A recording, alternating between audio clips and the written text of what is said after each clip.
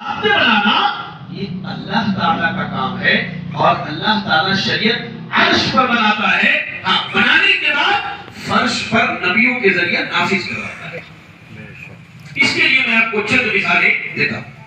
سورۃ الشورى کی تلاوت کریں، آیت نمبر 21 پڑھیں۔ اللہ نے کہا ام لہم شرکاء شرعوا لهم من الدین ما لم یأذن به اللہ۔ اللہ نے کہا کیا ان لوگوں نے اپنے لیے کچھ شریک بنا لیے ہیں، یعنی انہوں نے اللہ کے کچھ ایسے بھی پارٹنر بنا لیے ہیں جو ان کے لیے دین بناتے ہیں جس کی اجازت اللہ نہیں دیتا۔ آپ اس آیت کے مفہوم پر غور کریں، کتنی جامع آیت ہے۔ اللہ نے کہا کہ کیا ان لوگوں نے، مشرکین مکہ کی بات ہو رہی ہے، کیا ان لوگوں نے اپنے لیے کوئی ایسا شریک بنا لیا ہے جو ان کے لیے دین بناتا ہے، ما لم یأذن بہ اللہ، جس کی اجازت اللہ نہیں دیتا۔ یعنی دین بنانا اللہ کا کام ہے، پوری دنیا والے مل کر کے شریعت کے ایک امر اور ایک مسئلے کو نہیں بنا سکتے۔ شاید اللہ نے اسی بات کی وضاحت کی کہ تم دنیا کے سارے شریکوں کو، سارے علماء کو، تمام مفتیان کو، سارے لوگوں کو اکٹھا کر لو، یہ سارے مل کر کے شریعت نہیں بنا سکتے، اس لیے کہ اللہ نے اس کی اجازت نہیں دی ہے۔ ما لم یأذن بہ اللہ، اللہ نے اس کی اجازت نہیں کی ہے۔ یہ پہلی آیت ہے۔ اور مزید آگے بڑھتے ہیں، اس تعلق سے ایک بڑا پیارا واقعہ ہے۔ عموماً میں اس واقعے کو ہر جگہ سناتا ہوں، اور بدعت کے باب میں تو یہ واقعہ ایک بنیاد کی حیثیت رکھتا ہے۔ آپ دیکھیں، معراج کی حدیث معلوم ہوگی، رجب کا مہینہ آتا ہے تو ماشاءاللہ ہمارے یہاں معراج کے واقعات اور اس سے بڑے زور شور سے سنائے جاتے ہیں، سنتے ہیں، سناتے ہیں۔ ہونا چاہیے، سیرت پر تقریریں ہونی چاہیے، سیرت پر درس ہونا چاہیے، لیکن سیرت سے جو ہمیں سبق مل رہا ہے وہ نچوڑ بھی بیان کیا جانا چاہیے۔ بہرحال معراج کے واقعے میں دیکھیے، نبی اکرم صلی اللہ علیہ وسلم اللہ سے ملاقات کے لیے گئے، جہاں تک اللہ نے لے جانا تھا اللہ آپ کو لے کر کے گئے، وہاں اللہ سے آپ کی باتیں ہوئی، بات ہونے کے بعد اللہ نے تحفے اور تحائف دیا آپ کو۔ اب جب آپ لے کر کے آئے تو پہلی ملاقات موسیٰ علیہ السلام سے ہوتی ہے۔ کیا پوچھا؟ اللہ کے رسول کیا ملا ہے؟ نبی اکرم صلی اللہ علیہ وسلم نے کہا کہ سورۃ البقرہ کی آخری آیتیں ملی ہیں، اور اللہ نے مجھ سے ایک وعدہ کیا ہے امتیوں کے تعلق سے، اور اللہ نے 50 وقت کی نمازیں دی ہیں۔ کیا دیا اللہ نے؟ 50 وقت کی نمازیں دی ہیں۔ کہا بھائی میں نے انسانوں کو آزمایا ہے، یہ 50 وقت کی طاقت نہیں رکھتے، آ جائیے رب العالمین کے پاس، وہاں جا کر کے ان نمازوں کو کم کروائیے۔ اب یہ سلسلہ چلتا رہا یہاں تک کہ 50 کے بجائے یہ 5 نمازیں رہ گئی۔ کتنی نمازیں رہ گئی؟ 5۔ اس کے بعد اللہ رب العالمین نے اعلان کر دیا میرے پاس اب بات تبدیل نہیں کی جائے گی، یہ 5 50 کے مقابلے میں ہے۔ فیصلہ ہو گیا۔ اب یہاں ایک غور کیجئے، میں نے کہا نا کہ دین آسمانوں میں عرش کے اوپر بنتا ہے، اس کا نفاذ زمین پر ہوتا ہے۔ اگر واقعی 2 بڑے نبی چاہتے تو مل کے دین بنا سکتے تھے۔ نماز کا تعلق عبادت سے نہیں، بدعت یہ عبادتوں میں ہوتی ہے، نماز کا تعلق عبادت سے۔ ان دونوں نبیوں نے بیٹھ کے فیصلہ نہیں کیا، اور کوئی عام نبی نہیں ہے، موسیٰ کلیم اللہ ہے اور ادھر محمد رسول اللہ ہے۔ کیا کہا سیدنا موسیٰ نے؟ اللہ کے پاس جائے، یہ نہیں کہا کہ ہم 2 بڑے نبی ہیں بھائی یہی بیٹھتے ہیں، بیٹھ کر کے بات حل کر لیتے ہیں مسئلہ، اور اس میں جو ہے 45 نمازوں کو نکال دیتے ہیں، 5 کو باقی رکھتے یہی کھائیں گے۔ ایسا ہوا کیا؟ اس لیے کہ اللہ نے اس کی اجازت نہیں دی ہے نا، شریعت سازی کی اجازت اللہ نے انبیاء کو بھی نہیں دی۔ اللہ نے تو انہیں پیغامبر بنایا، پیغام پہنچانے والا بنایا، پیغام بنانے والا نہیں بنایا اللہ رب العالمین نے، کیونکہ شریعت یہ اللہ کی جاگیر ہے، کسی کے باپ کی جاگیر نہیں کہ اس میں اپنی مرضی سے اپنے معاملات کو داخل کرنے۔ پہنچاتے تو دونوں بھی مل کر کے حل کر سکتے تھے مسئلے کو، لیکن نہیں، اس لیے کہ اللہ نے قرآن میں کیا کہا؟ وَمَا يَنْتِقُ عَنِ الْهَوَىٰ، محمد رسول اللہ صلی اللہ علیہ وسلم اپنی مرضی اور خواہش سے کوئی بات نہیں کہتے۔ تو یہ دوسری مثال تھی کہ شریعت بنانا یہ اللہ کا کام ہے، دین بنانا یہ اللہ کا کام ہے۔ تیسری دلیل آئیے اس تعلق سے، آپ سورۃ الاعراف کی تلاوت کریں، اللہ رب العالمین نے سورۃ الاعراف کی آیت نمبر 3 میں فرمایا اتبعوا ما انزل الیکم من ربکم ولا تتبعوا من دونه اولیاء قلیلا ما تذکرون. اللہ نے کہا کہ اتبعوا ما انزل الیکم من ربکم، اللہ نے جو تمہاری طرف نازل کیا، آسمان سے اللہ تعالیٰ نے جس چیز کو نازل کیا ہے اس کی اتباع کرو، اس کے علاوہ دوسرے دوستوں کی اتباع کے چکر میں نہ پڑو، تم بہت تھوڑا جو ہے نصیحت حاصل کرتے ہو. اللہ اکبر، یہ اصل بنیاد ہے. اتبعوا ما انزل الیکم من ربکم. اللہ نے کیا نازل کیا ہے؟ اللہ نے وحی نازل کی. اللہ نے کیا نازل کیا ہے؟ وحی نازل کی ہے. اور اس وحی کی اتباع کی اللہ تعالیٰ حکم دے رہا ہے، اور وہ وحی ہمارے پاس دو شکلوں میں موجود ہے، ایک اللہ کی کتاب قرآن مجید اور دوسری جناب محمد رسول اللہ صلی اللہ علیہ وسلم کی سنت مبارکہ، سنت مطہرہ. یہ دونوں چیزیں ہمارے لیے اتباع اور فرما برداری کا راستہ اور ذریعہ ہے، اللہ اور اس کے رسول. تو یہ بنیادی پہلی چیز، جو پہلا اصول ہے وہ یہ ہے کہ شریعت بنانا کس کا کام ہے؟ اللہ. اور شریعت آسمانوں میں بنایا جاتا ہے، اس کا نفاذ زمین پر اللہ نبیوں کے ذریعہ کرواتا ہے. اور اللہ تعالیٰ عرش پر شریعت سازی کرتا ہے، اور اللہ نے شریعت بنانے کا اختیار جلیل القدر انبیاء کو بھی نہیں کیا ہے. یہ پہلی بات اتنی سمجھ میں آئی؟ جی سمجھ میں آئی؟ یا کوئی نقطہ ایسا ہے جو آپ کو سمجھ میں نہ آئے گا؟ الحمدللہ. چلیے دوسرے نقطے پر آتے ہیں. دوسرا اہم اصول کیا ہے؟ دین بنانا اللہ کا کام ہے، اور اللہ نے یہ کام مکمل کر دیا ہے. یہ بدعت کے باب میں دوسرا اصول ہے، یاد رکھیے گا کہ دین بنانا یہ اللہ کا کام ہے. یہ جانتے ہیں اللہ نے اس کام کو مکمل کر دیا ہے. یہ آپ سمجھئے، کوئی بھی مسئلہ لے کر کے دین کے نام پر پیش کرے تو ہم سے قبول نہیں کرتے، اس لیے کہ ہمیں معلوم ہے ہماری شریعت مکمل ہو چکی ہے، اور یہ چیز محمد رسول اللہ صلی اللہ علیہ وسلم کی موجودگی میں دین کا حصہ نہیں تھی. تو آج ہم اسے کیسے قبول کریں؟ 1400 سال کے بعد ہم کیسے قبول کریں اسے دین کے نام پر؟ تو اللہ نے کیا کیا؟ دین بنایا، اور دین کو اللہ نے مکمل کر دیا. قرآن پڑھے آپ سورۃ المائدہ کی آیت نمبر 3 کی تلاوت کیجئے. اللہ رب العالمین نے کہا الیوم اکملت لکم دینکم واتممت علیکم نعمتی ورضیت لکم الاسلام دینا. اللہ نے محمد رسول اللہ صلی اللہ علیہ وسلم کی موجودگی میں عرفات کے میدان میں اس آیت کریمہ کو نازل فرما کر کے اس بات کا اعلان کر دیا کہ آج تمہارے لیے تمہارے دین کو مکمل کر دیا گیا. اور یہ اسلام جو اللہ کی سب سے بڑی نعمت ہے، اللہ نے اس نعمت کو تمہارے اوپر تمام کر دیا، اور تمہارے دین سے اللہ تعالیٰ راضی ہو گیا. تو اللہ نے شریعت بنائی، اور شریعت بنانے کے بعد اللہ نے اس کو کیا کیا؟ مکمل کر دیا. اس میں کمی بیشی کی کوئی گنجائش باقی نہیں رہی. اچھا، یہ مکمل بھی کب ہوا؟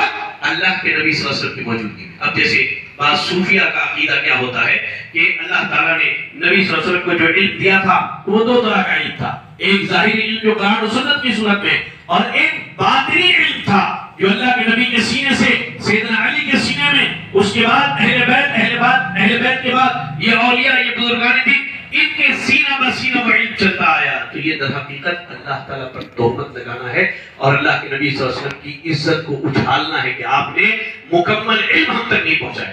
جبکہ اللہ نے شریعت مکمل کر دی، اور اللہ کے نبی نے شرعی علوم کو ہم تک پہنچا دیا. یہ کہنا کہ ایک علم چھپا ہوا ہے جو صرف اولیاء اور بزرگان دین کے پاس ہے، یہ جہالت ہے، اور اس جہالت کی الحمدللہ شریعت میں کوئی دلیل نہیں ہے. بات سمجھ گئے؟ تو اور آگے یہ اللہ کے نبی صلی اللہ علیہ وسلم سے بخاری کی روایت ہے، ایک مرتبہ صحابہ اکرام رضی اللہ تعالی عنہ کو جمع کیا، اور یہ آپ کے زندگی کے آخری ایام کی بات کر رہا ہوں. آپ نے وہاں صحابہ اکرام رضی اللہ تعالی عنہ سے کہا کہ تم اختلافات کے ایام میں میری سنت اور میرے خلفائے راشدین کی سنت کو لازم پکڑنا، اور کہا وَأَنْتُمْ تُسَأَلُونَ عَنِّي، اے لوگوں تم سے میرے بارے میں سوال کیا جائے گا کہ نبی نے نبوت کے فریضے کو انجام دیا یا نہیں. نبی نے نبوت کے فریضے کو انجام دیا یا نہیں. اللہ نے جو شریعت کی امانت دی تھی اس امانت کو پہنچایا یا نہیں. تو تم میرے بارے میں کیا کہو گے؟ تو صحابہ نے کہا کہ اے اللہ کے رسول صلی اللہ علیہ وسلم قد بلغتا وادیتا ونصحت الامہ، آپ نے تبلیغ کر دیا، آپ نے امانت کو ادا کر دی، اور امت کی خیر خواہی بھی کر دی. یہ صحابہ کا ایمان تھا. ان کے یہاں اسی وجہ سے بدعات نہیں تھے.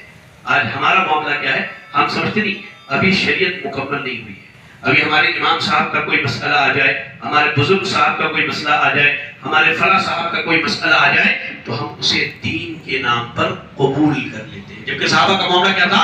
وہ جانتے تھے کہ اللہ تعالیٰ نے شریعت نبی صلی اللہ علیہ وسلم کی موجودگی میں مکمل کر دی، اب آپ کے بعد کوئی ایسی چیز دین کا حصہ نہیں بن سکتی جو آپ کی موجودگی میں دین کا حصہ نہیں تھی۔ تو اللہ کے نبی صلی اللہ علیہ وسلم نے صحابہ کرام کی جب بات سنی تو کہا اللہم اشہد، اللہم اشہد، اللہ تو گواہ رہنا ان کی باتوں پر کہ میں نے تیرے دین کی تبلیغ کر دی، جو تو نے امانت دی تھی اس امانت کو ادا کر دیا اور لوگوں کی خیر خواہی کر دی۔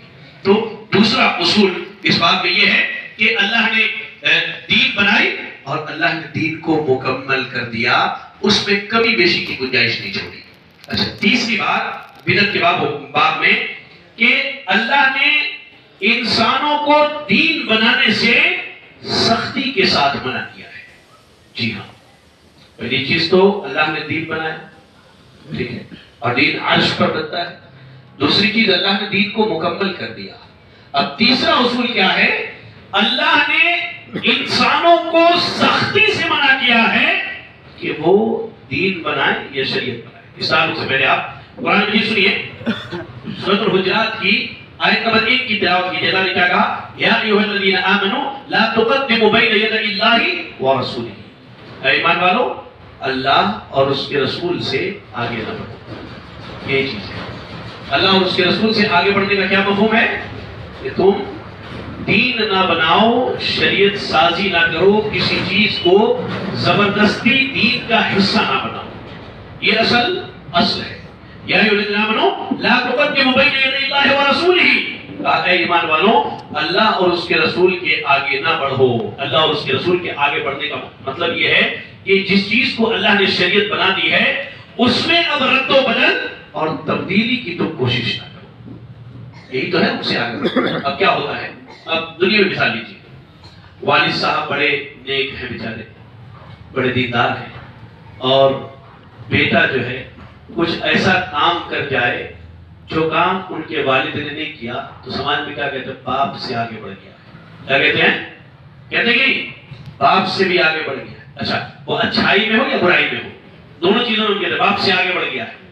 تو یہی چیز ہے کہ جو اصل تھی اس اصل میں اضافہ کرنا حد سے آگے بڑھنا ہے۔ تو جو شریعت اللہ نے نازل کی ہے، جس کو بنا کے اللہ نے مکمل کر دیا، اس میں کسی چیز کا اضافہ اللہ نے کہا یا ایھا الذین آمنوا لا تقدموا بین یدی اللہ ورسولہ، اے ایمان والو اللہ اور اس کے رسول کے آگے نہ بڑھو، واتقوا اللہ، اللہ سے ڈرتے رہو، ان اللہ سمیع علیم، اللہ سننے والا اور جاننے والا ہے۔ ایسے ہی اس بات میں سنن داؤد کی روایت ہے، علامہ البانی رحمۃ اللہ علیہ نے اس کی صنعت کو صحیح قرار دیا ہے۔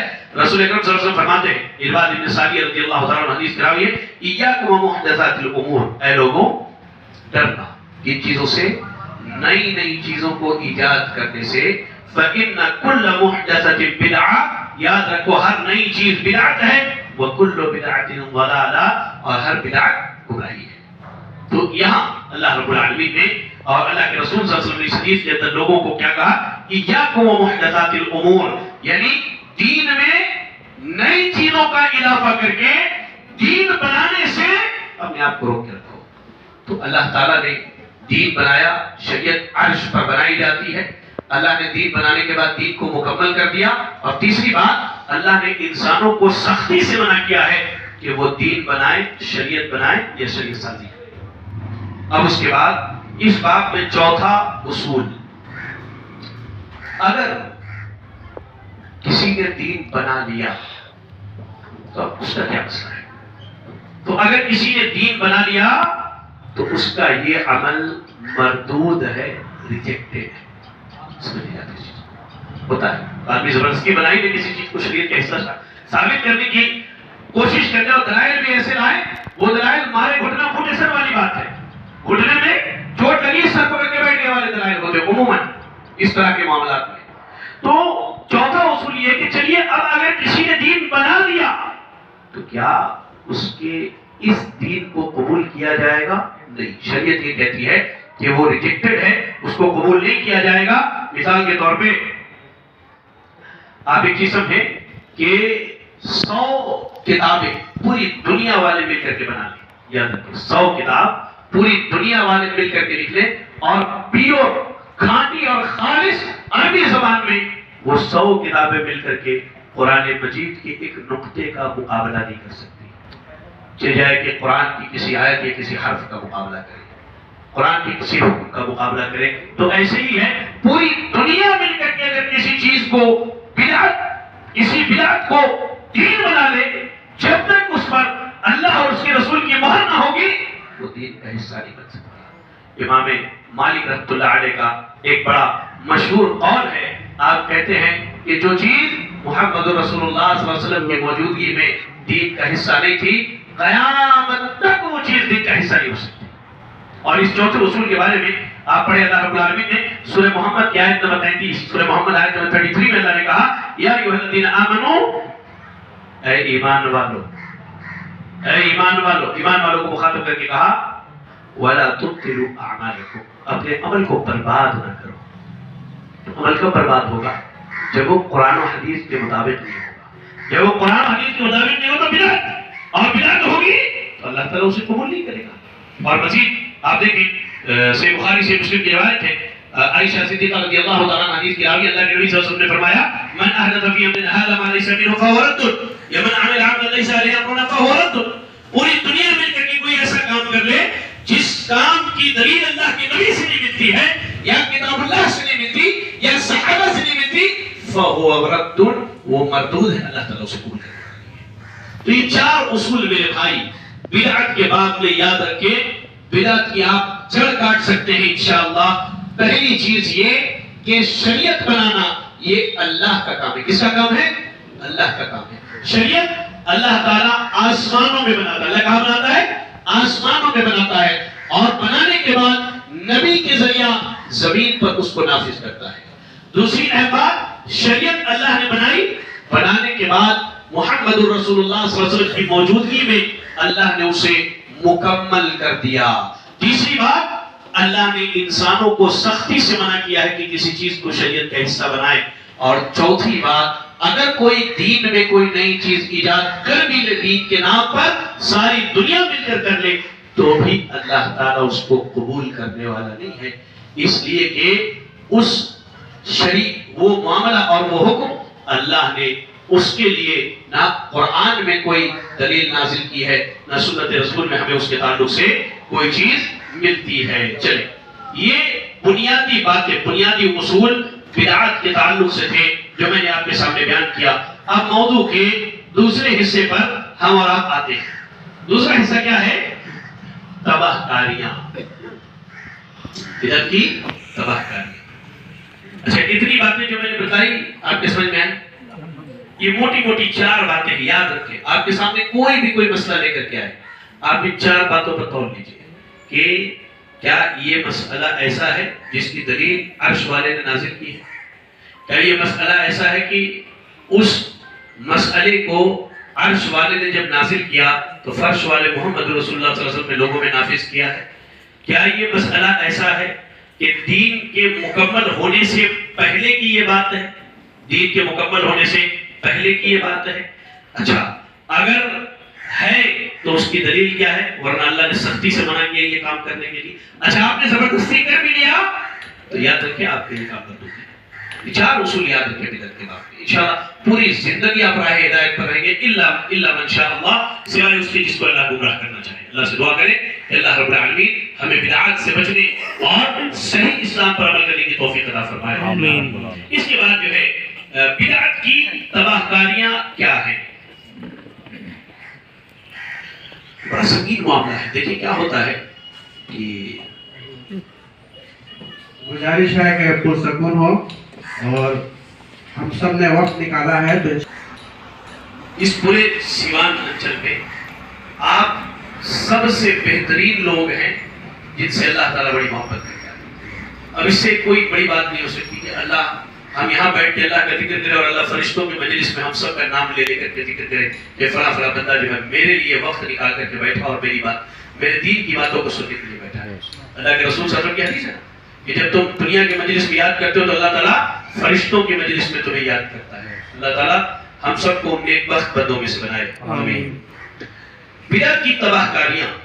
بدعت کی تباہ کاریوں میں سب سے پہلی بات یہ ہے کہ اللہ تعالیٰ بدعتی کے سارے اعمال کو رائگاں اور برباد کر دیتا ہے. سارے اعمال میں صرف وہ عمل نہیں جو اس نے بدعت بنا کر کے کی ہے، بلکہ وہ اعمال بھی جو وہ سنت کے مطابق کرتا ہے. کیوں؟ کیونکہ بدعت کی یہ نحوست ہے، بدعت کی یہ خرابی اور سنگینی ہے کہ وہ سارے اعمال کو برباد کر دیتا ہے.